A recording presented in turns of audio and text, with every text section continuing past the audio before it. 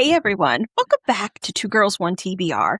Your chaotic book besties here to wreck your reading list, one morally gray man at a time. Now today is a special day. Today is our ACOTAR miniseries episode. So if you have not read ACOTAR, you have not read Crescent City or Throne of Glass, there will be spoilers. So if you don't want to have those spoilers, you might want to skip this episode. If not, you're very welcome to listen along with us and see some of our insane theories that we have found on the internet. But here today, I'm here with the lovely Kirsty and the lovely Vex. How are you ladies doing today? Doing good. Doing good. How are you? I am doing good. Much better than this morning. I did not want to get up early this morning. It's I Monday. was like, today's technically, I know today's technically Monday, but today's technically my Friday. So I was like, I was dragging this morning. I was just tired. And I even went to bed earlier last night. I was so tired, I didn't even read last night before I went to bed. I know. That's crazy. And I did that, and then I went to sleep, and I actually slept like solid sleep. Most of the time I wake up like a million different times through the night, but last night, no. And I was dreaming weird stuff. I can't remember what it was, but I remember it was weird stuff. Did you? No. Just No. It was just weird sleep. I don't know. Now, how about you guys?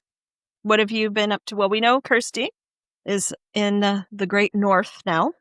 I am. And she saw, what was that thing now? Did we say it was Arctic ground squirrel.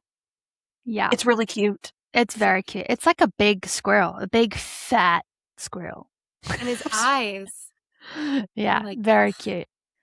So cute. But yeah, we're in the middle of nowhere, which is nice. Proudly brought to you today, or unproudly brought to you today by our friend Mr. Musk. Yes. Unfortunately, because, well, that's the only internet we can get. But yeah, just chilling, doing some work on the car over the next couple of days, and then we'll be heading up into Alaska. Now, how far would you say you are from Alaska at this point? How many hour drive yet do you think you have? I want to say 8 to 10. That's not How many too bad, though. hours to drive to Alaska, babe? This is our bed. He's on the bed. Oh, he's up on the bed. I love it. 10? Yeah, but 10? I have some good It's not bad. I might order the parts into Alaska and remove the rear shocking completely. I don't think he realized we were still recording. Anyway, so cute. 10 hours into Alaska. So hopefully we can be on the way tomorrow. Oh, very nice. Wow. We'll see. Very nice. Who knows? We'll just go with the flow. It's very un-Kirsty to go with the flow, but that's okay. We're doing it. You're doing it. We're doing it. I'm proud of More you. time to read. Thank you. Well, there you go. I didn't read at all yesterday. See, that was shocking. I know. I listened to my audiobook, but like okay. a physical book, like a physical or like my Kindle, I didn't pick it up. Did you make it through Throne of Glass now? I haven't. I've still got a few hours left. And I stopped after dinner because so I cooked dinner outside last night because we don't have a kitchen, obviously. And then I brought it inside and I got to there's a really sad scene. I'm on Kingdom of Ash, Vex. There's a really sad scene where a lot of people die. I don't know if Vex knows which scene I'm referring to. Yeah. Anyway, that's it. I'm sitting I'm sitting here eating dinner. I've got one earbud in. I'm sitting here eating dinner, weeping as I'm eating my dinner. I want to cry. Just you talking about just thinking about it. Yeah. And Jared's like, "Are you okay?" And I was like, "No, I'm not okay." And he was like, "Do you want a hug?" And I was like, "No." And then he was like, and I was like, "Oh yeah." Bawling my eyes out. And you've already I've already read it. Yeah. And you knew this was coming. Yeah. And it still got you. And it still got me. Again, that is a mark of such a good story and a good book. Yeah. Because you even knew it was coming. And it still got you again. I'm telling you, I read this and I've gotten a little teary-eyed in books, but this one, I couldn't talk for 30 minutes. And my husband was walking. He's like, it's okay. And I was like, no, it's not. Like, no, No. it's not. Like, I can't even, this was very real right now. Like, I need some time. Like, and I really needed some, like, it really broke me. Like, Yeah. yeah. Yeah. I have not read it yet. So, Yeah. oh Lord, Ugh. I'm sure it'll get me. See, when I read the Bewitched series by Laura Thalassa, it's you have a kind of a moment. There's if you read Bewitched, you read Bespelled. In those two books, you find out that something occurred prior. Okay, and so then Laura Thalassa wrote the prequel to those two books, which is called The Curse That Binds. Yep. So you know what's coming. Mhm. You know what's coming, and I knew, and it still got me, and I cried at the end of that book, and It's the exact it rips your same- heart out. It's the exact same with Throne of Glass. Like, she wrote 1, 2, and then she Mhm. wrote the prequel. And Mhm. I know it's a massive debate about what order you read it in. Mhm. But I read it in 1, 2, and then the prequel because I watched a video the other day and it really resonated. It's like she wrote it that way, but also I don't think the main character wants you to know what happened before until you Mhm. get to that point because she's not ready to tell that part of her story. That's Right? beautiful. Yeah. Mic I don't drop. exactly, right? Like, I think you need to read it in that order because that's when she's ready to tell you. I feel that 100%. That's good. Yeah, really good. I saw that and I was like, oh, yep. Mhm. That's amazing. Yes, ma'am. Uh, So good. So I understand 100% with what you're saying in that kind of feel. But again, that's a mark of a really good book. Yes. You know what I mean? Yeah. If you're reading a book and you're not feeling it, or you're not feeling the emotion of the characters, is it a good book? You know what I mean? Yeah. If you're not invested in those characters. I mean, I have, over the years, I have read things, and it was like, you know what I mean? It was just a story. It didn't stick with me. I think the ones that, I think this is why Sarah's Worlds, ACOTAR, Crescent City, Throne of Glass, I think this is why they stay and why we're all still talking about it and we're excited for the next book is because of that. Yes? Yeah. Yeah, 100%. you know, and I Mhm. think I've had a very hard time with Crescent City. Like, a really hard time. I've been reading all 3 books for the last 8 months, in between other Yeah. books. And I set a goal for myself, 100 pages a week. Like, I can get through it. And the thing is, I'm connecting to the characters. I get it. I'm there.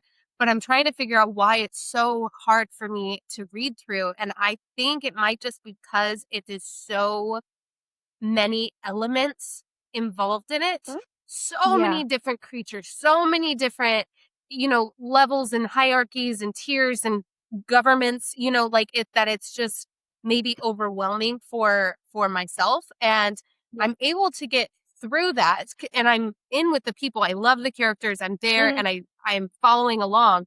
But even at the end here, besides what I want to tell you, when can I do spoilers? I can. Well, this is our ACOTAR episode, Yeah. so yes, we are doing all spoilers. I'm just like, what can I say? When she was in ACOTAR and she was through the mountain and in the kingdom and all of that stuff, and then she went back into her mountain and her area, I'm following and I'm with it, but there was still different, I don't know, it's very layered. It's very, very layered on history and who is who and where is what, when, who did this. There was even a part where she was so mad at Peleus, I think is his name, and there was a statue, and I get she's pissed, but then she called him a rapist, and I was like, huh? When did that part happen? I missed that part, and that was obviously very significant, but it's just because there's just so much that I'm trying to connect these dots that I didn't even catch that part, and so Well, you were at the part where now, because you've seen the whole story when they were when Bryce and Nesta and Azrael were on that Projection. path on there. Yes. Yeah. And they had the whole story. So Selene comes back to Prithian. All right. And so when it gets sealed, Helene, her sister, and her mother, Thea, are left in Midgard. Right. And what's his face there? He kills Thea. Yes, because she was on her horse and he killed her. Yes, if I remember right. Yep. And then he takes Helene basically and makes her his wife. So I think that's where that part comes in. He there was no choice for her. She didn't get to be like, no, I don't want to be married to you. And then that's why that's where the bloodline started that goes to Bryce. That's see. Where, so Helene is Bryce's descendant from that branch. That's her branch. Yeah. I say just Bryce because I'm not sold that Rundanen is that branch. I said it. Well, it's got to be true because of Reeves. And I'm getting suspicious. Well, who did Bryce think Rhys was? Or actually, when Azrael and Rhys, when she meets him, who does she think he is? She thinks he's Rune. Yeah. So my theory, because I shouldn't say my theory, but this is the theories, of course, that we have talked about, that I think this is a high probability, at least to me, is that Bryce's mother is Rhysand's sister. That's what I really believe who she is. And I just don't think she knows who she is. I think she's got some amnesia kind of stuff happening. Or maybe she's glamored. I have other thoughts. It is interesting that she's a human. So, only human. She doesn't have much to her power-wise. Well, Rune's mother, she comes from the Misty Island. Rhys and Rune are descendants of Maeve. I only know of Maeve. Sorry. Yeah. it's okay. Excitement, it's great. You're excited. I love it. No, that's the whole point of this, of what we're doing here. Yes. Because yesterday, Rebecca and I were discussing that I was reading Kingdom of Ash, and I brought up that there was someone in Kingdom of Ash that was, I can't remember what context we were talking about it, but we were talking about Maeve, and I just didn't name her because it wasn't our ACOTAR episode. Us, yes. But I think I wouldn't be surprised because she has similar elements as they do. Yeah. Oh, she's the one that world walks. That's what I was talking about. Or walks between places. You were saying. Maeve is the one that world walks or walks between, she doesn't world walk, but she walks from sections to sections within the Throne of Glass world. So I can't imagine it would be too far to go from that to another world. Yes. Do you think that Maeve is an Astrid? What are they called? An Asteri? An Asteri? Yeah, from Crescent City. Because Asteri and Valg, my friend and I were having this debate the other day, if Asteri and Valg are the same thing. Yeah, because that's what she had come from, a world, Maeve had come from a world that meets other worlds and stuff and conquers all these other worlds, and that's literally sounds very similar what they are. Yeah. So I'm dying for Throne of Glass to show up in ACOTAR when it comes out. It's got to have Aelin in there, but she didn't say that you need to read Throne of Glass, and I'm just I need my girl to show up, Unless they do what they did with Crescent City 2 and it ended and then you introduce them and then she's going to be like, okay, now you need to read Throne of Glass if you haven't between this book and this book or whatever. But she couldn't do that between October and January because realistically most people can't read 8 books in that amount of time. Yes, you can. So maybe at the end of the January book she drops Aelin or someone else.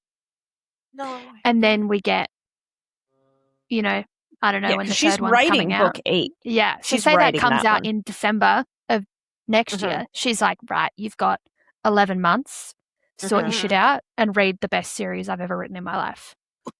I know. I don't know why you haven't read it. Sorry, Rebecca. For real.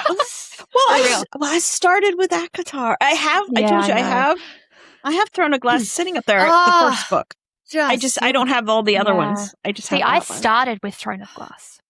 really, was I my- was see, ACOTAR, my Throne of first one. Glass, Crescent City, eventually. Yeah. I'll finish. But listen, I have a theory also. It's not Okay. really a theory, but it's more of like asking if you agree with this, that Bryce has just made this island, right? New, and all of this stuff, and the mountain crashed. It's connected to the mountain in ACOTAR. And she had Oh. mentioned that if this happened, then didn't that happen to the mountain over there? And she's like, yeah, I think so. Like, whatever. Maybe it's also over there. But that's housing all of the monsters. That's the prison with all the monsters. Sure that some crazy stuff is going down in ACOTAR right now because all those monsters are now loose because she took all the power that was housing them. She took everything. Oh. But see, I have the theory with that, though, because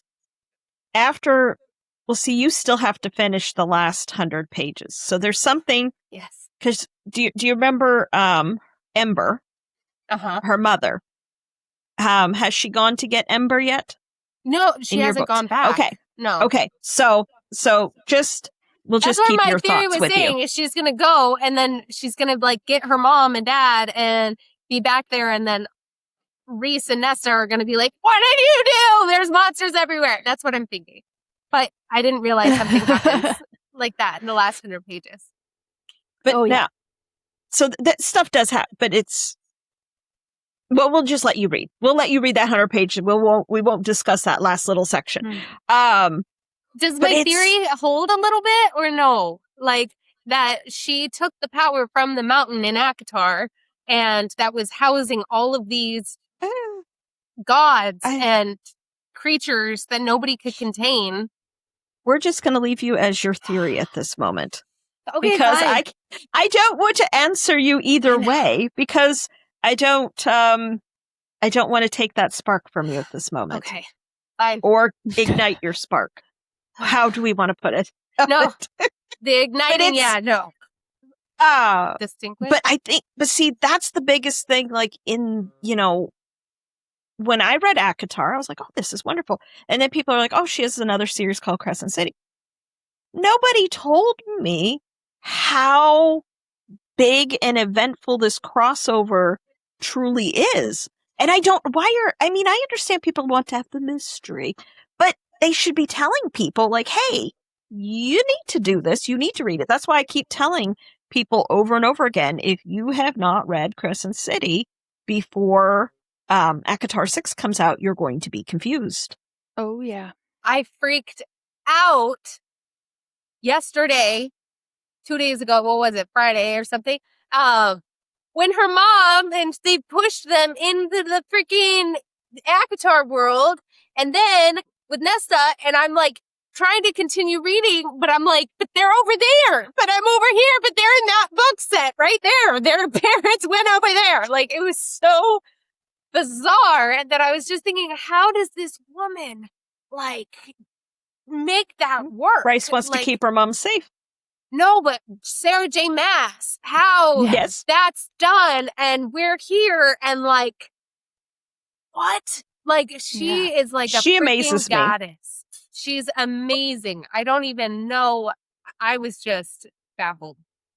Well, now, like you were saying, like you were struggling with Crescent City. Do you think now you were saying do you really think it's just that there's so many different characters, because of course when you're reading ACOTAR, there's human, there's fae. Pretty much. I don't know. There are like the lesser fae or whatever, different things like water nymphs and things like that. But when you get into Crescent City, there is a tremendous amount of, characters, because you have human, you have fae, you have angels, you have, what else is there? There's mermaids, there's shifters, there's, there's all kinds of stuff. And then there's the Thunderbirds. There's all of that kind of stuff. There is a tremendous amount more in it, but I looked at Crescent City. For me, it wasn't so much all the things. I loved every second of it. I read it in because those are some thick books, and you know how I read. I devoured them. But I think it was more the Scooby-Doo kind of thing for me. You know, the mystery that you read the first book, chapter 5, it shocks you. And then you continue to read the book, and then it's like, ha! And things keep happening. You know what I mean? Chapter 5 pissed me off because I was Didn't liking see it Danica. coming. I was like, I love this chick. Like, she's awesome. And then like, what the hell? No, I honestly, now that you're saying it again and it's reminding me, because I read like crazy. Like, I love fantasy and all of this. And so it doesn't make sense to say it's the amount of species that's overwhelming. It doesn't make sense. But I know with TV shows, I don't like the Scooby-Doo stuff. I don't like the You don't like the detective- mystery. Yeah, the mystery stuff and the detectiveness of it, like trying to investigate. I don't like that at all. It pisses me off. I'm like, just give me the answer. It's either there. I Well- don't have patience to dig. Well, what do you think of Danica now as you have read? What do Now, you think of her? I kind of am a little confused about their relationship between Danica and Bryce, because Bryce keeps saying how strong their relationship was and how connected they were, but yet she kept her entire life from Bryce. And so their whole explanation of that is because she wanted to keep Bryce safe. And I was like, that just doesn't make sense. If you are without your parents, you only have each other, you guys are in it to win it. You know what I mean? Like, you guys are best friends doing this together. There's got to be, she had to have told her something. You know what I mean? It didn't make sense for her to be so no heaviness. Well, in I their think relationship. Sorry. Danica was just so, like, she was in charge kind of person, and she was going to protect Bryce no matter what. I mean, because she did so many things. I mean, by, having her get that tattoo, Bryce had no idea what that was. Yeah. What happened to her. I mean, even in death, she did, it was all those years later. I mean, it took so long for her to find out anything. And Danica was not the person she thought she was. And I think that Danica, how they've played it out from what I feel, is that she had always viewed Bryce as a party girl, not capable to do what needs to be done. And she even did the whole like connect the dots, and she left this stuff, but I don't think Danica left things for Bryce to connect the dots. I think she just left it for, either her pack or somebody. She didn't expect the entire pack to go down. And she already had contacts that she was working with, that she expected somebody to connect the dots. Made the horn safe with Bryce, but she treated Bryce like she's a party girl, and like she didn't truly believe in Bryce, that she was capable, and that she was protecting her as this like alpha, but she didn't really see Bryce for who she was for real. She believed into what Bryce was selling, essentially. And that's just kind of shocking, because they had such a strong relationship, at least from Bryce's side, that it's kind of heartbreaking to see how Danica really viewed Bryce, Well, maybe how we look at Bryce is kind of an unreliable narrator kind of way, kind of thing. Because we're only seeing it from her point of view. We're not actually hearing directly from Danica. She's piecing what Danica did, and what secrets she kept from her. And I mean, she kept enormous secrets. And then, I mean, she was keeping the horn whole thing. The guy that she loved, she kept that from her. All of that. I mean, all the aspects of her life, besides that little bit, truly, it was just a little bit that Bryce knew. But I think Bryce almost was like her, how should I put it? It was kind of like her home. If you know what I mean? It's where she Like, felt leave work safe. behind. Yes. Because everything else, she was tracking where that, what wasn't it, like a drug or whatever it was? She was tracking where that stuff was coming from. She was tracking all this stuff, and everything, like all her answers she was getting but she couldn't tell Bryce because I don't think she wanted to put her in danger by telling her all the But information. also, with Danika's defense as well, is that Bryce really was a party girl. Like, she was. She didn't go through the shit Ailey went through. She didn't go through, some struggle surviving the way that Freya even went through with her family. She didn't go through any of that. She's a party girl. And so maybe, and as we know, Sarah J Maas wrote book 1 and I think half of book 2 just as like a hobby, like on the side. It wasn't supposed to really be anything. And then it grew. So I think also Danika I'm contradicting myself, like as I said it, but I'm just processing it that she did see her as a party girl because that's really what she was. She didn't have the skills to be able to handle much without, like she couldn't conceal. How do you say it? It's like somebody without a filter. You know what I mean? You can't tell them what's in the Christmas present for XYZ because they will tell. They will tell, yes. Who it is. Like that was kind of Bryce's personality where she's just like, whatever, like we talk about, it's fine. And she didn't really take things too seriously. So that's kind of how Danika. Like when you're reading it and after like, chapter 5 happens and Bryce walks in on it and it basically puts her in shock. And then she goes and she saves this person. But of course now you know who she saved out in that alleyway. Yes, because that happens. What? You know about that in book 2, yes? She saved the Archangel? Yes, she saved Micah. And oh God, that was still one of the best scenes when she got rid of him and then vacuumed him. That was awesome. What do you think, Kirsty? What's your opinion on Bryce? I think we do know that Sarah loves an unreliable narrator. Exhibit Feyre. So I definitely agree with that in terms of unreliability. But I'm also in the boat that Danika's just a shit friend. Plain and simple. What? Shit friend. Oh, yeah. Sorry. Goes my Australian vernacular. Cut out. Okay. But yeah, I understand why people are like on Danika's side or like Bryce was a party girl, all that sort of shit. But maybe this information was the reality call that Bryce needed to sort her shit out as well. Yeah. Oh, yeah, and she then obviously grew up a tremendous amount in that. Yeah. Once that happened. And then obviously I think that was even compounded because of what happened. She grew up really quickly and in shitty circumstances. But I also think, side note, the part where we learn about Connor, a lot of people are relating that to Sam in Throne of Glass. Have you seen those videos, Vex? Okay.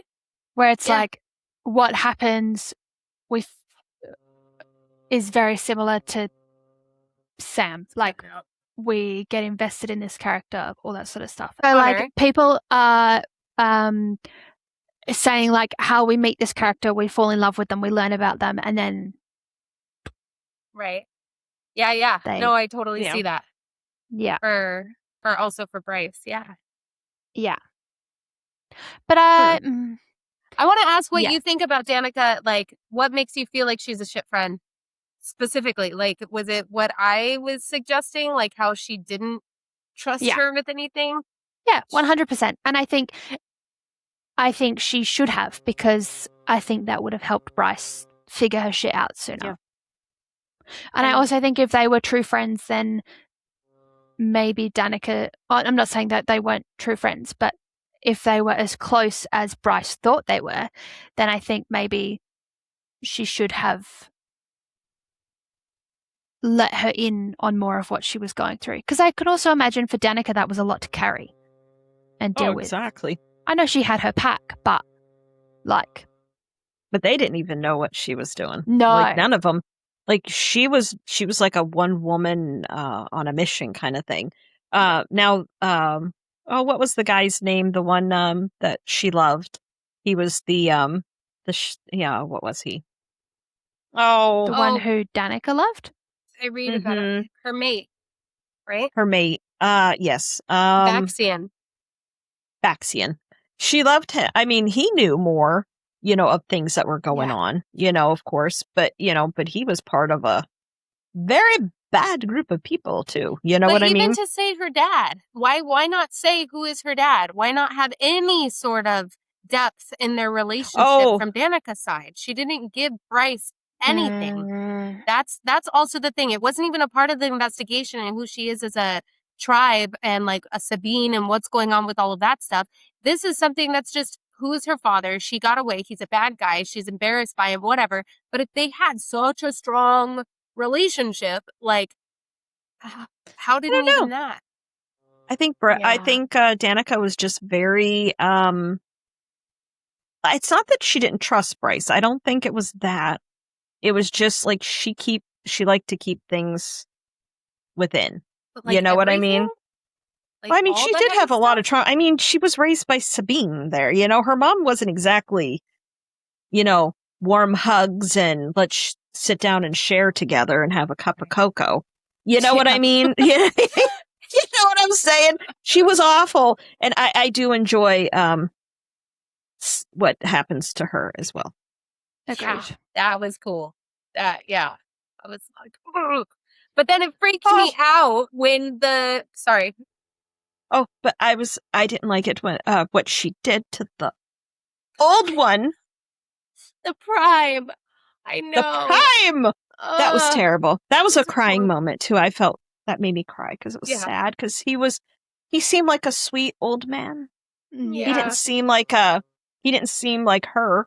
But I mean, he had to be ruthless, though, to become the Prime, though. Mm-hmm. So, I mean, but you know how sometimes old people just seem sweet and they might not have been sweet in their life.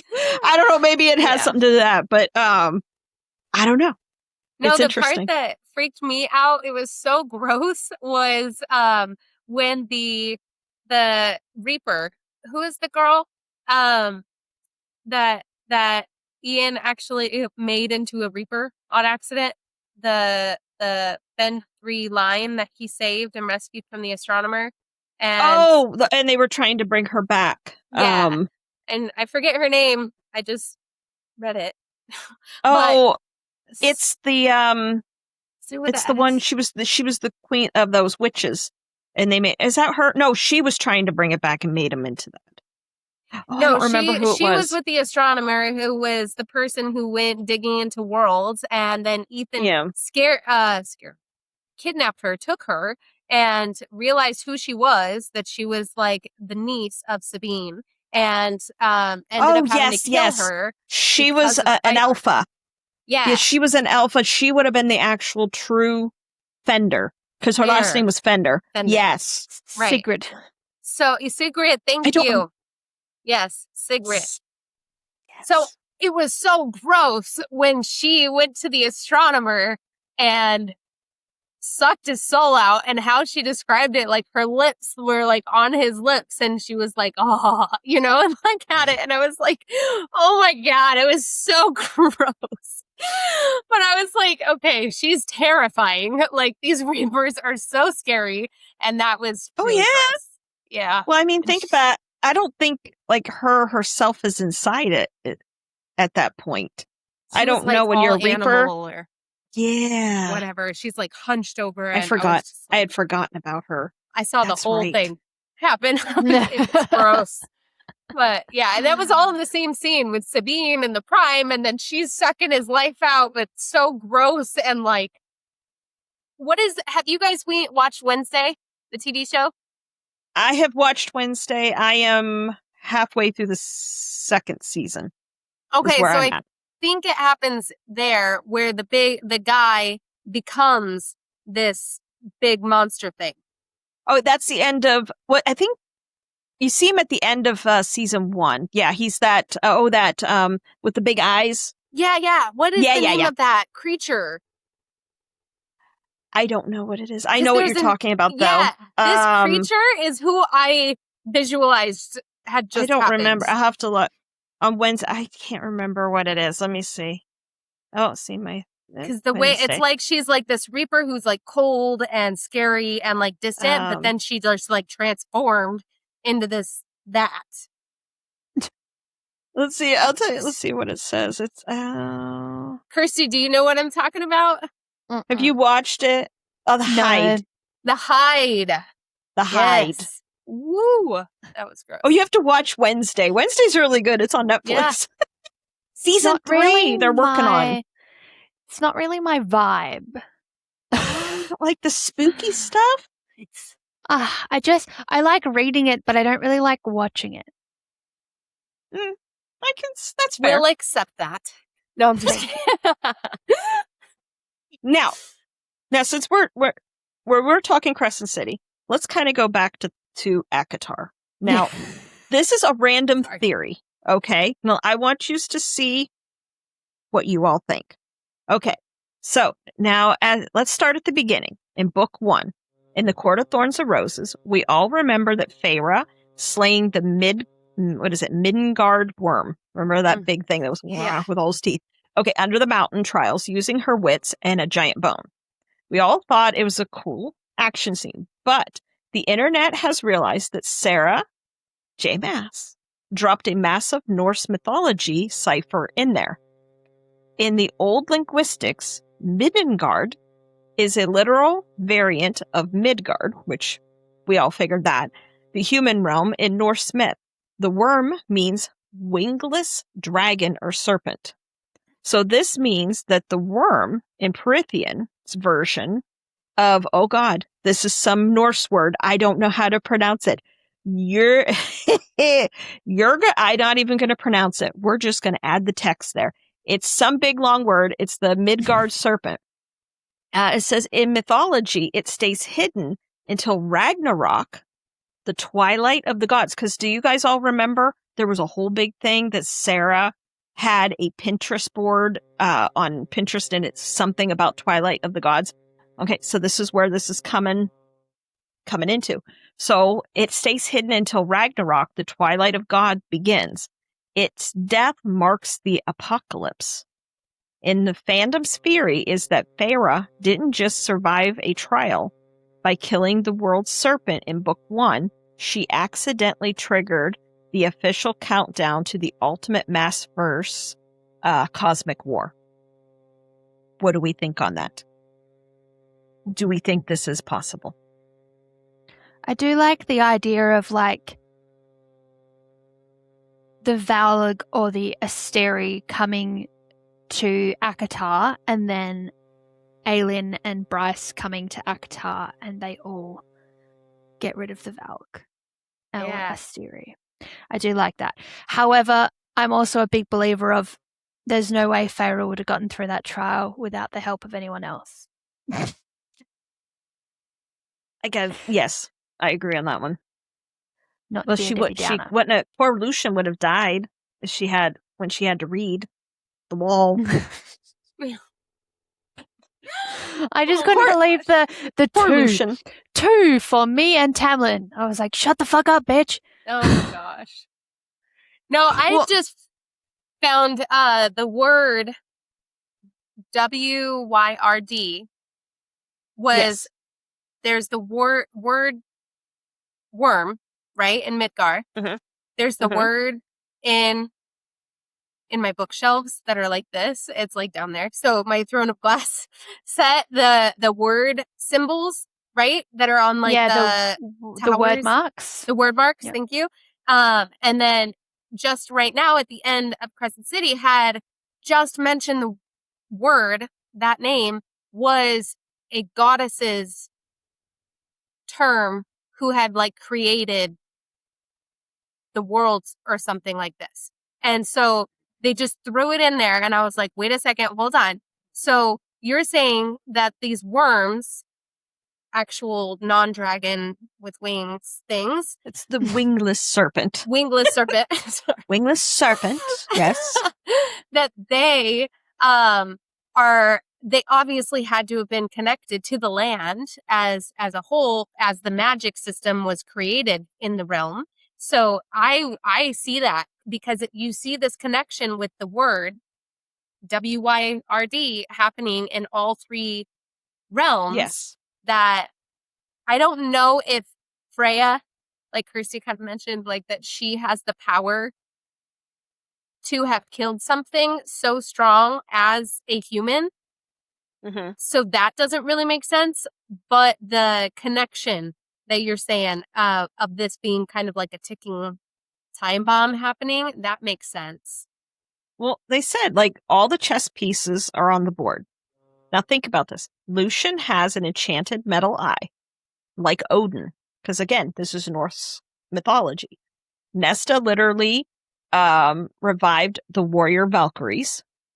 And then the Ouroboros, the mirror represents the world's serpent eating its own tail. So did book 1 start the clock of the ultimate crossover for the apocalypse?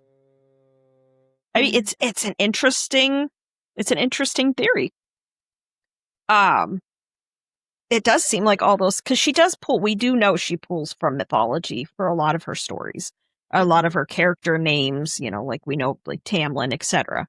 So, I mean, it's possible. And they said, like, her old project, what was on Pinterest, explicitly contained a secret folder of an upcoming crossover project, and she co-named it Twilight of the Gods, which in literal English translation is Ragnarok. And if you ever played the video game God of War, you do see the big giant serpent, or the big worm thing, or whatever, the snake, whatever it is in the video game. You see it. So The interesting theory. I'm taking a little step backwards. The word thing that we were just talking about Yes. is very Nehemia coded, which is a character from Throne of Glass. So I feel like, and she, the Elon Musk is the getting you. world. Oh no, that's just me not being able to say my words. Oh no, you became like a little robot. Oh, yeah. It's very musical sounding.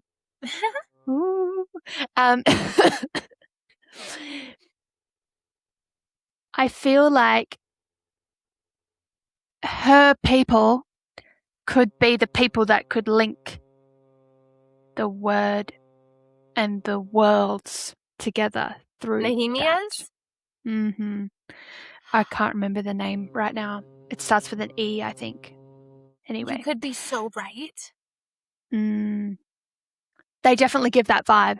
Anyway, also side note, Nehemia is to Selena what Danika is to Bryce. I'm just putting it out there. Okay. I could get cancelled. I don't like Nehemia. Anyway. No, I could see that. Like, I don't feel like we had enough time for me personally to judge liking Nehemia or not. I felt like that was very fast, but also like there's so many secrets there, and I totally forgot about her people. And there's so much that it's so grand and massive, but it's not talked about. So that's actually a really good thought. And it's like magic without being magic, right? Like the magic works in the non-magic world. Yeah. See? We've gone off key again. Sorry, Rebecca. Okay. Okay, now since we're talking cosmic wars, okay, now let's talk about a detail in the Court of Mist and Fury that we all chalked up to standard post-traumatic stress. But in Crescent City, completely recontextualizes this, okay? Right at the beginning of the book, Feyre wakes up to Rhysand having a horrific nightmare at the House of Wind. Do we all remember this? Yep. She explicitly notes that the entire room has turned freezing cold. Rhys's breath is coming out in icy plumes. Okay? Now that we have all read Crescent City, we all know exactly what happens with the laws of magic with the Prince of Hell. Because remember when Bryce and Hunt go, it's extremely cold there. So wherever is Do you pronounce it Adius? Is that how you pronounce his name? Adius is what I say. Adius? Do you say Adius? What do you pronounce it as? Me, Kirsty? I just say whatever comes out of my mouth. Probably Adius. Okay, I call him Adius. Okay, and then I say Apollonian, but that's probably not right. Apollonian. Apollyon is what I say. Apollyon, Apollyon. like Napoleon. I know that's what I was thinking of too. Okay, again, I don't pronounce anything right. I don't think Manifest? Sarah cares. I don't think so either. Since we found out Manon, Manon. No, it was Manon. always Manon. Yeah. You I was are- like, what are you saying right now? Like, what was that? No. because a lot of people say Manon, or, Nope. and they don't Nope. say and it's Manon. Yeah. Mhm. They Okay. need fixed. But that's Yeah. but they say when they manifest, they project or communicate spiritually. The universe's calling card is that temperature that instantly plummets. Frost forms, breath turns to ice. They favor the dream realm. Remember he went into Hunt's dreams. To secure a bridge to cross the dimensions without tearing open any physical rifts. Now, the Prince of Hell was actively breaching Rhys's mind, is what this theory is, while he was sleeping. Were they gathering intelligence on Prythian's strongest dynamic mage? Because Rhys is kind of like a mage and like what he does. Or is it checking in on the bloodline that shares genetic ancestry with the dark rulers of hell? Because, of course, as we all know, there are the theories that Rhys is a descendant or somehow related to the princes of hell. I think What do you guys think? that they were talking to him because the vlog were in Corinthian and the Hells of Prince people, their whole mission is to kill these people. Yeah. And so they are going to all these other realms trying to knock out these vlog Astri. It's the same thing. They went because they were trying to be like, what's happening over there? Do you need our help? What are you doing? We know what's up. And then they're over there. They're the same thing. It's the same thing. That makes Sure. sense. The princes of hell, because they call them the bigger, better Valg. They call them the Valg princes. So, and then Maeve is the queen of the Valg, and I think Maeve, like we already discussed, Maeve is, or Rhys Astrid. and Rune are descendant of Maeve. Descendants of hers. So maybe they're connecting with Rhys to see if they can infiltrate Rhys. What if he Well, is? it's- And maybe And the- there. They can't kill Rhys. Like if I don't- he's part Astri or whatever. Well, maybe they're trying just basically to secure their upcoming, because they're coming. I still have another theory that with the Court of Nightmares and stuff, but maybe they're just looking at because we know Rune has Starborn lineage. We know that. We know Bryce has it, and we do know that Rhys has it. Or they're monitoring a specific bloodline that historically shared an ancient alliance with them, possibly, during that first big whatever that happened 15,000 years ago. And they got him while he was sleeping because he was completely exposed. So there's something there. What was he doing? Why did the room turn ice? Again, it's interesting, isn't it, ladies? I would 100% think it was the Hell people. The Prince of Hell. I make up my own names for people. They are the ones that went in his head and he did this. But I really think it's because they're vlogged. But if he's related to Maeve, that's going to really not be cool. Because if the whole mission's to get rid of these world eaters, right? The vlogs and all of that, then crap. Well, maybe. But we But do maybe know they're because not. we do see when in Tower of Dawn when a certain someone is overtaken by the Valg and then they removed the Valg, that she was pregnant with her husband, but the baby was fine. Guess what? So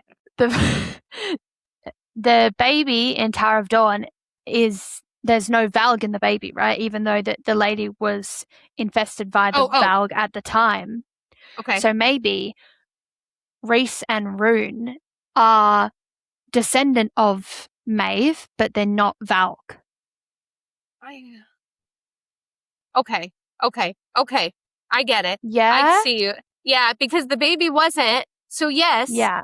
thank you. So there's got to be something that's like a barrier or something Yeah. like that. Okay. Whew. All right. Because it's a whole other being. Like, the Valg is a whole other being. Uh-huh. So I feel like it would have to be. Because it's not like a magic that's seeping through. It's like a being that's just housing itself in. And Rhys and Rune are both very powerful, so I can't imagine it would be easy for someone to overtake their bodies. And they have that star side. The star side, they're like very elevated beings, with Yes. so much. And that'd be hard for them. Obviously, at the end of Throne of Glass, we see like what destroyed, what happened. So they wouldn't be able to get into Rhys if that was the case. No. What about this is a new theory? Whatever. I'm sorry. Taking over. The end of Throne of Glass. Who is the one that uses this power that's very similar? It's just connecting to me to Starlight, the star power, right? Yes. It's so similar, and that's what knocks is. it out. Yes. She's got to have also a play in here, bloodline-wise. Maybe they're the ones. What are their names? The two sisters? Celine and Helena? Helena. Are you talking about Helena? Yeah. Helena's the one in Midgard. Yeah. See? She's a descendant. What? The one who... Okay. So sorry. The one who... Because I'm on my computer, there's no don't interrupt me on my computer. So sorry. What? That they're in two separate worlds. They're in ACOTAR. They're in Crescent City, okay? The sisters split. I think that who is the one who did the grand finale of getting him out is the descendant of the sister that stayed in Midgard. Right? Yes. Right? I see that. I can't believe I just came up with my own theory. This is so cool. That's awesome. Yeah. All right. Now, since we're... Oh, what's that? No, nothing. Oh, no. You agree, right? I agree. No, I agree. I like your theory. I do like your theory. Thanks. Interesting. I have no idea what you're talking about, but I like it. It's a good one. I know. I need to read. I need to read Throne of Glass. A for enthusiasm. A for enthusiasm. I need to write that down somewhere. Okay. Yes. It's like, But now, since we're talking Rhysand, all right. Now, this brings me to the spicy, unpopular opinion. Okay. We all love Rhysand. I do love Rhysand. But we need to look at his magic objectively. Feyre describes Rhysand's night magic, entering her mind during nightmares as a soothing, cool blanket that takes away all her bad dreams. But as a master, is it Demati? Is that how we pronounce it? What he does, his mind things he does? Demati? Is that what we say? I see the word. I don't remember what it means. But that's how he mind speaks to Feyre. His okay. Demati. All right. The shadows and the night magic are extension of his raw power and surveillance. By letting his shadows occupy her mind while she is unconscious and vulnerable, he maintains a permanent presence in her subconscious. Sending his shadows into her dreams while she was still miserable at the spring court subtly anchor her to him before she even made a conscious choice to leave Tamlin. Is he subtly policing her thoughts to ensure that his darkness is her only source of relief? It strips away any level of Feyre's mental privacy that she doesn't even realize that she is losing. What do we think on that? I understand where people are coming from in terms of Rhys is bad because he takes over her mind. Mm-hmm. But I also think he is so obsessed with her that he just has the best intentions. Because I think a good sign of that is ACOTAR, where they find out that they're pregnant, and Mhm. then she doesn't know about all the issues, right, that are going to happen as a result. And he didn't, wrong move on his part, Yeah. idiot, but But he had good intentions he behind had good it. He didn't want to, intentions. And I he think didn't want to freak her out. that's the same thing with the nightmares and the, I'm going to call it dream walking, right? Like, I Yeah, agree it's with possible. Kirsty. Because you see I'm kind of a 90% believer strong that he is the son of the Hell Princes of Mhm. Hell. And so is Huh. And we see his intentions also doesn't like to give that information too much because of that whole protective mate thing. Rhys, like you had just said, very much also keeps his mouth shut about a lot of things with Farah. I don't think it's right that he is infiltrating her mind and he's doing that, but it also gives me the same vibes of Danika to Bryce, what Rhys is doing to Farah. That he is also keeping a lot to himself with good intentions, but it's wrong, what he's doing, and not trusting her, seeing her as, she's now all powerful, but she did come straight from human, being human. She's seeing as young and naive and all of this stuff. And he's got a lot of baggage, a lot of stuff that he's carrying, the mountain, the princes of hell, if that's the case, like all of this stuff. Well, we'll see what the people are saying. They're saying is because he went into her subconscious while she was, vulnerable. Not, but they're saying is that he anchored himself in there, that she would no longer see Tamlin as her love, that he forced it, that she would only find solace in him. So of course she's going to go with him in that moment. Take the mating bond out of the equation, kind of thing. So she only views his darkness as her only source of psychological relief. So I think people are overthinking it. Yeah. It's because possible. No offense, but I think you've taken it too far. Yeah. Rhys is the people good. of the internet. I know. I don't think Rhys also I know. like. No. And I don't think you can do ill to your mate. Can you? Is he truly her mate, or did she go into a secret? No, blood they oath are with truly him? mates. There's a lot of Did things you not listen to there. that I mean, podcast we're with Sarah J saying Maas? that I know you did. We're saying they're mates. They are true mates. Did the surreal trick her into doing a blood oath with him? No. I don't Full know. shit. I don't know. That's what I'm saying. No way. Oh. I feel like it's definitely a reach. That's for sure. But why else did the surreal have why her would he do that? Why would Rhys even surreal. care? Oh, to break the curse. Or the blood, that's when he was really injured. Remember the surreal, he has her get those flowers, and then it's something with her blood for him. And they said people's theory is that the surreal, we love the surreal. See, I love my surreal because look at him. Look at my sweet little surreal. That he tricked her into doing a blood oath with Rhys. I mean, it does kind of make sense, though, a little bit, because if he didn't want Tamlin's curse to be broken, why would he want his curse to be broken if he truly believes that they hurt his mom and sister? Like, if Rhys really believes that, why? Well, this was after. This is after Under the Mountain and stuff, though, when that happened. No, but I'm saying he would think before to take her away from him. Oh, yeah, and so he can't. For him to make that blood oath and stuff, he needs to get her away from him.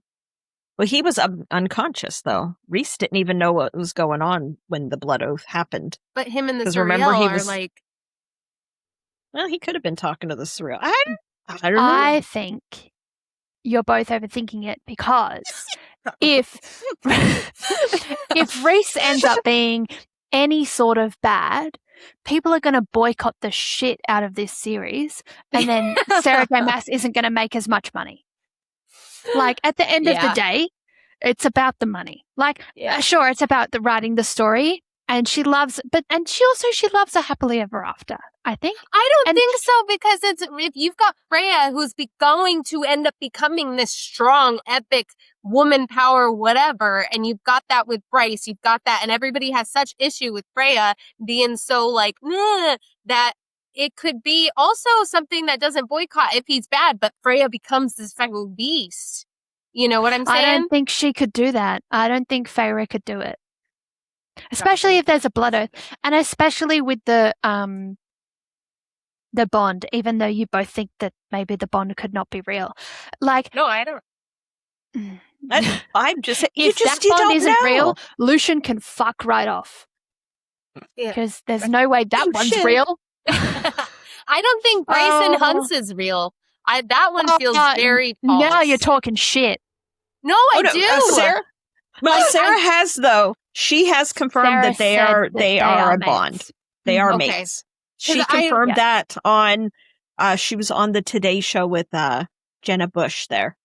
Just because when you have yeah. Freya and Rhys, it's so epic when they bond. It's so strong. It's so like, yes, like this is it. We can feel it, and we understand why Freya didn't feel it in the beginning, but why Rhys did, and he was just like drawn to her. That whole thing was incredible. But then when you've got Bryce and Hunt, they even talked about it. Like, I don't know, are we boyfriend, girlfriend? Like, are we mates? And it just was so unsure that I was like, mates wouldn't act like that. You would just, I look at Rhys, like you would know.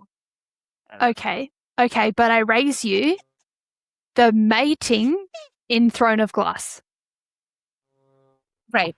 Okay, fine. Yeah. Because that also is a big question. That also, yeah, I was like, No. If you question that, I will not have question fists. like that. No, question as far as my thinking, how it's supposed to go. Yes. I'm questioning me because, yeah, it is different. Like, it's not as in your face. They are my favorite couple. Yeah. That couple in Throne of Glass. No, My you're right. favorite. You're right. Favorite couple. Okay, fine. Okay. I back down. All right, Moving on. now Again. Now let's shift gears, okay? To reveal, let's reveal there. Let's see here. What am I saying? We're shifting gears. Now, remember during House of Flame and Shadow, because you're in the middle of this, we got a definitive canon proof connecting Rhysand to Selene, because we know this. The younger daughter of the Starborn King, Fionn, okay? Because remember, Fionn, is that how you say his name? Fionn. I'm sorry. I thought What's you were that? talking about Therian from. No. I'm on ACOTAR world Yeah. in Crescent City. Okay. Is it Fionn? Is it Fionn? Is that how you all pronounce it? Because that's how I Oh, pronounce the it. wolf. Yeah. The father. He would have been the king of Prythian. Do you remember? He was married to Thea. Thea had Selene and Helena. Remember? Right. Because right. Thea killed Fionn. Remember, she killed him. Yep. Okay. All right. So in the hologram projection, Selene explicitly says, when my first son was born, when the baby screamed, the sound was full of night. I brought him to the prison and keyed the wards into his blood. No one knew the infant, who sometimes glowed with starlight, had inherited it from me. That it was the light of the evening star, the dusk star. Okay, so that right there, that's where they said that that's the connection that Rhys is from that bloodline. It says Azrael looks at the hologram and notes that Selene looks exactly like Rhys's deceased sister. This retroactively explains Rhys's line all the way back to the Court of Mist and Fury, where he tells Feyre that the prison is a law unto itself. a 8th court and that his blood is keyed to the gates.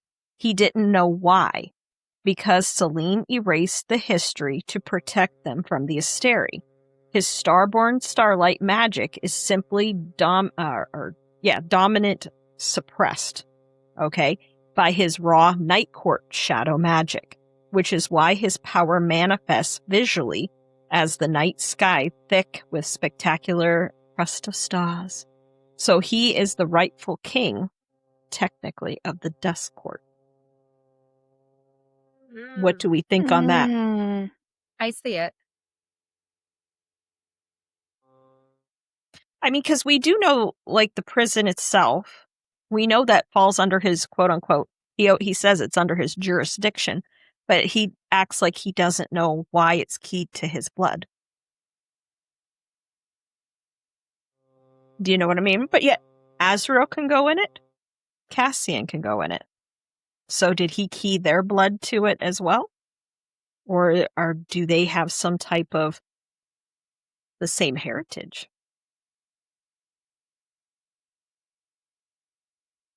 I don't know. Azrael is also such a mystery. Oh, I think he's definitely a prince of hell. Shadow because Daddy. we don't know anything about his who he is, because we know his mother had an affair with a lord of some kind, okay, or she was with him because she was something. I can't remember what they said she was. And when Azrael was born, his stepbrothers and his stepmother, and that is who burned him with oils. That's why he's burnt all over. They did that to him. So in my mind, I think that all ties in with the Court of Nightmares, because I do believe that the Court of Nightmares, because we don't really know a tremendous amount about it, the Court of Nightmares. We know Kyr is down there. We know they are kind of ruling all kind of to their own self, even though Rhysand's over them and he can come down there and just, take anybody out he wants. But I think that's a portal to hell. And I think because when Sarah leaves that little tidbit when she says, when they had that meeting, it's in ACOTAR, when they go to that room at the Court of Nightmares and they meet Kyr, and he said, he was late because he was dealing with Lord Thanos, and he was having trouble with his daughter, and we know she's an assassin. Who do you think that is, Vex? Who do you think his daughter is?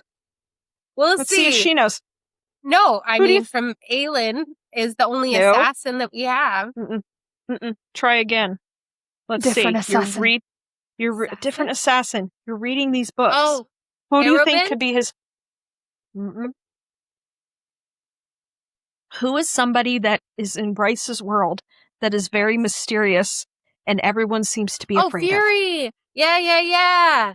Okay, See? because if you go into mythology, when you look up Thanos, the things that he has, the thing he rules over or whatever he has, they're Furies.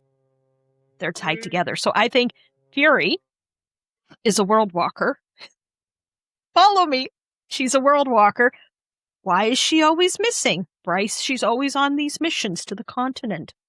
Is she going over to the other? I don't know. Is she world walking? Because he was having trouble with his daughter. Why would Sarah put that little blib in there? I think that was in as an Easter egg to show what is to come. I think Fury is his daughter. And I think now Thanos, as we know, or whatever, he's a prince of hell. Remember, as we're learning through the different ones, because there's only, out of the 7 princes, seven, we only know 3 of their names. Aeneas, or whatever his name is, Apollyon, and Thanos. Those are the only 3 that we know their names. There's 4 more. So, could that be one and the same? Because why would Sarah use the same name twice? One as a lord that's under the Court of Nightmares, and also use that name as a prince of hell.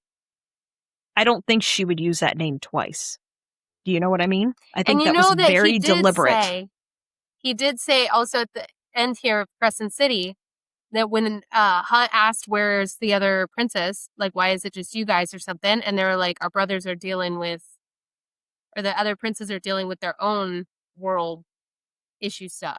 So there was also that too, like so maybe they're not all located in the same realm. I think but they do. they're- Well, and we know Hunt is a mix of the two princes of hell. He's not just, and I love when he calls himself a test tube baby. Yeah, I was like, no, you're good. Like, we love you. I don't know. It's just, again, Yeah, it's yeah, that's interesting. I don't know. But why know, did he now- surrender so much to Rhys? Because they're locked in that realm? Or essentially, like, he doesn't have as much authority as Rhys? Because Rhys put him in his place. See, the Court of Nightmare, we know the Court of Nightmares. We know Kier and Rhys are related somehow because he always says that Moore is his cousin. She's related somehow, but we never get a real distinct or definitive ancestry there. We just know they're related. But Rhys he's over, his dad was over the Court of Nightmares. He is too. So there's something there. But Feyre goes down. Again, she's the unreliable narrator. She has been in the Court of Nightmares. I just don't think she realizes what all the Court of Nightmares is. Because you remember in that same room, the carvings on the columns, those were like the pets that the princes of hell have, you know, the dogs with the two heads, remember? Because the guy in where you're at in Crescent City, the one what is the city? It's not the City of the Dead. It's the other area, you know, where all the people go on the boat when they die. Yeah. What is that called over there? The Shadow Guard? Whatever it is. You know what I'm talking But about. yeah. It's where they all go when they die on the boat. And they get sent over to that. Is it a district? I don't remember what in Crescent City it is. My What brain is is it? having it across the river in kind of an island setting. Yeah, and it's all under, remember, Mist. it's all under mist. Yep. And then we find out that guy was, you know, not who Yeah, exactly and now he the said witch it was. is in charge. And she's the one that's like the deaf person. So I'm like, what does that mean? And so that's super cool. Oh, Are you talking about the bone quarter? Yes. the bone this quarter. one. That's it. It was quarters. That's what it was. I was saying districts. It's quarter. But what was I saying? I was saying, because remember he had when they were there and they had the dogs and they had the two heads or whatever it was. You remember his pets. And that's the same thing that was carved in the columns in the Court of Nightmares. So Interesting. it's all tied together, people. Yeah. She's leaving these little Easter eggs. Or So we're just now- overthinking everything. It no, is I see the possible. connection. No, I'm after she threw her parents with Nesta. That's it. This is crossing everything. Right. You see these little tidbits happening all over. I don't think it's overthinking. I get it. She's a friggin' world walker. Like whatever Sarah J Maas, man. This woman. Well, now, all right, now I'm going to throw this one into you. Okay, now we're back at ACOTAR. Okay, remember when Nesta has to go? Is she getting the harp? Whatever it was she had to get at the prison. Okay, Mhm. Now let's connect this to the Archeron sisters because they aren't random human peasants either. I don't think they are. In A Court of Silver Flames, when Nesta confronts the ancient monster Lanthus. Do you remember Lanthus? You remember him? She's the one that she has to fight. Because Mhm. remember when they did whatever, it opened doors and he came out? Mhm. And remember, he was really beautiful too. So he's technically not he is a monster, but yet a beautiful monster in the prison. And he roars at her, I rode in the wild hunt before you were even a scrap of existence, witch from Urid. That's what he said to her. Now, Urid is an ancient spooky bog located in the middle of Prythian. When Nesta finally decapitates Lanthus with her atraxia, isn't that how you pronounce her? Whatever her weapon is there. He bleeds pitch black blood. If you've read Throne of Glass, you know that black blood is the universal signature of the world-conquering fall of demons. Yes, Yes. okay. Mhm. All right. So Lanthus mentions of leading the wild hunt with hounds perfectly matches the Volk controlling the word hounds, which are shadow beasts that can track prey by sniffing their magic. Mhm. By calling Nesta the Witch of Urid, Lanthus reveals that that ancient magic users in Prythian were called witches long before the High Fae courts existed. This explains why the Archeron family bed, an ancient heirloom passed down from their mother's side, is made of the rare ironwood. Ironwood is exact magic-retaining wood used by the witches in both Throne of Glass and Crescent City. The sisters are carriers of that ancient prehistoric human witch bloodline that originates right from the magical bog. What do we think on that, ladies? I think it has to be something. It has to be, because for Freya to be human and to kill the worm, that doesn't make sense. For her to do all of that, especially considering where we're at now in the world, and we know what these things are and like how powerful and all it just doesn't make sense. So Freya has to have something outside What do you of think, Kirsty? I see it. You see it? I see it, especially with the connection to like the black blood, and obviously some sort of crossover there, because there's no mention of black blood in the other two books, the other two series, is there? I don't know. I don't think so. Not from my recollection. I feel like that's something I would remember. So there must be some sort of crossover there. In some regard. Well, I he don't know says what colour the Asteri bleed. Do we know what colour the Asteri bleed? he was bleeding We're- before she jumped. Wriggless was bleeding. Yeah, but did it say what colour? I don't remember. I don't remember either. Well, this is Lanthus boasts about leading the hunt with hounds that mirror the Volk kings controlling the word hounds. Now, are those the same kind of hounds that we were just talking about? That the Volk kings had? The two-headed dog? It says but these say shadow beasts. Mutated out of raw darkness, specifically engineered to sniff out and hunt down magic beings with their scent. Well, we know that they do that they make beasts, because that's how they make the wyvern, however the fuck you say it, Okay. in Throne of Glass, is they make them with their magic-y gook shit. So, it could be so the it's same possible. thing in terms of making that two-headed dog.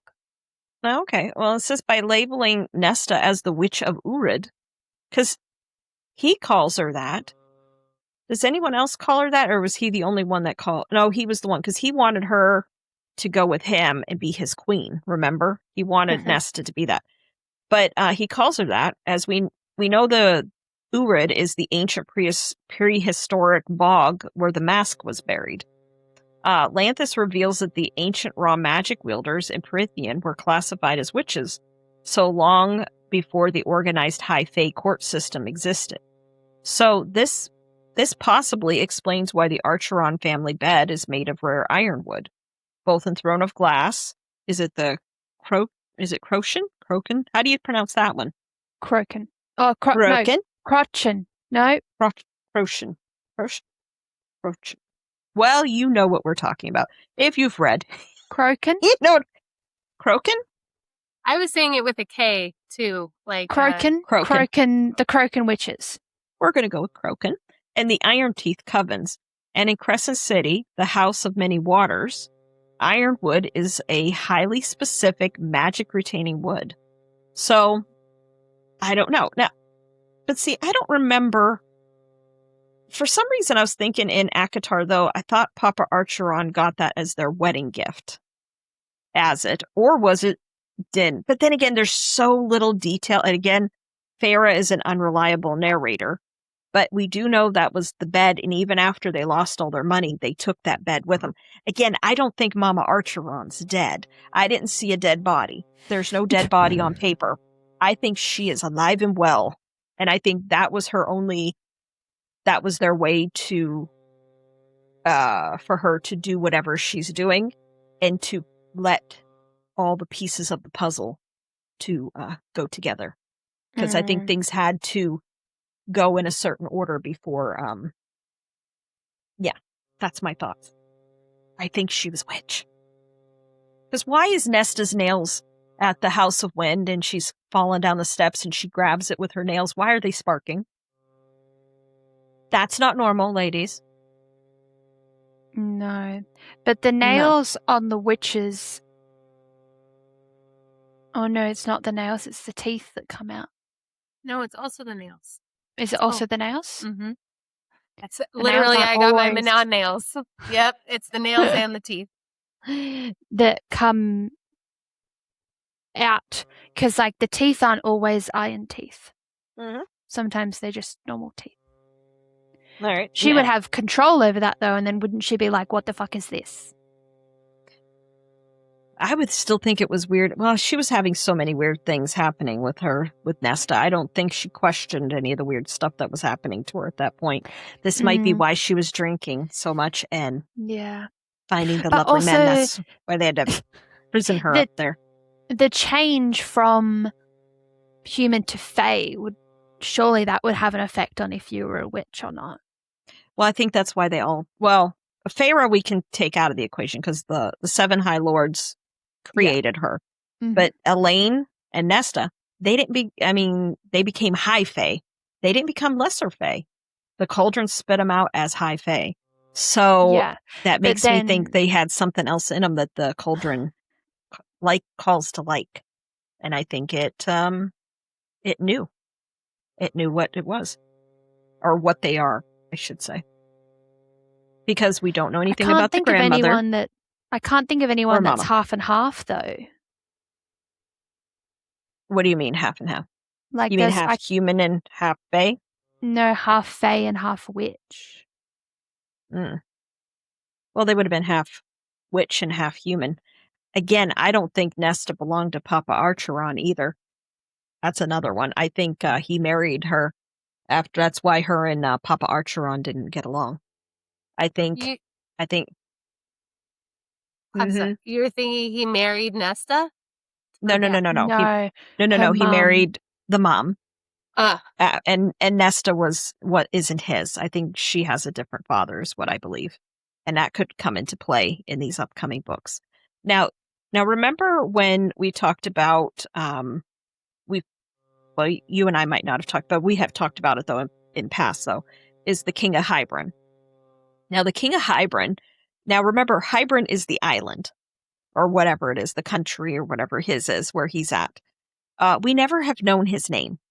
Because I remember reading it, and I was thinking, oh, it was just the King Hybern. I wasn't thinking, like, with the of part. I was thinking that was his name. But that isn't his name. But a lot of people theorize, okay, this is the wild theory, because now you guys would know this better than I. The wild theory on the internet is that the primary antagonist of the original trilogy, the King of Hybern, is actually Dorian's, Haviland's younger brother, Holland, from the Throne of Glass. The evidence of it, Sarah loves the Nameless King archetype. Dorian's father is just the king of, what is that? How do you pronounce that one, girls? Adarlan? Adeline, there we go, because his name was stolen by magic. And the King of Hybern is never given a first name across multiple books, suggesting his true identity is a massive multiverse spoiler. Holland was described as a cruel, unnerving, and deeply spoiled child born while his father was under full-vow corruption. And his plotline completely vanished after he was sent away with his mother. The theory states that he used world-walking powers to jump to Prythian's past and conquer Hybern. What do you think? I know we spoke about this last time, the same theory. It's one thing to jump from world to world, but it's one thing to jump to a world and jump back in time. Well, we know Aelin fell through time, because I don't think Throne of Glass is the same time. We know Crescent City and Prythian are in the same timeline, but I don't think Throne of Glass is. I think that's a different timeline. I don't think it's happening at the same time. Which is also know what I true mean? because the whole 8 books of Throne of Glass is 1 year. Oh, okay. So I don't know. It says because this is where they say this is their theory with it. Because Sarah's writing this, we have a major timeline clash here. When Aelin falls through the worlds in the kingdom of Ash, she sees a pregnant Feyre and Rhysand. But again, is that when she was pregnant with Nyx, or was this a different pregnancy? We don't know. Meaning that at the end of Throne of Glass happens concurrently with the Court of Frost and Starlight, supposedly. Because of the King of Hybern was already dead by the end of A Court of Wings and Ruin, Holland was still a kid in Aurelia while the king was ruling and dying in Prythian. So the verdict is this theory is officially sentenced to the grave. So this is what they're saying. They don't think this, the internet does not think this theory is true. What do you think? Okay. I think people have too much time on their hands to be thinking this much about it. I was going to say the same thing. I don't know. I mean, I love doing these. Every time we do these ACOTAR theories and that, it makes me think. It makes me wonder. But again, we're going to be doing several of these different episodes.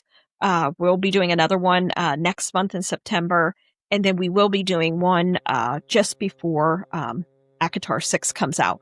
And we'll see how many of our theories actually come to fruition. You know what I'm saying? But this has been fun, girls, today. Yeah, this is awesome. I love doing these theories and stuff because we're either going to be so on target or we're going to be so wrong. I think we're going to be so wrong. My theory was right. It's going to be right. I forgot what it was and I should have written it down. But I forgot. About the 2 sisters. Yeah. So we'll see. What was it? I don't know. Oh, about I'm telling you, you got to read Throne of Glass, Rebecca, and then you would be like, yes, I know. I need to. Yeah. But everyone, if you enjoyed this episode and you enjoy our random conversations about ACOTAR and all these crazy theories, now please remember, again, these are the theories that are on the internet. Some of these are not actually our theories. But please don't forget to hit subscribe on YouTube because, again, we are chasing 100 subscribers for that milestone. Please share this episode with your book besties and leave us a 5-star review wherever you are listening to us. But other than that, good night, book babes.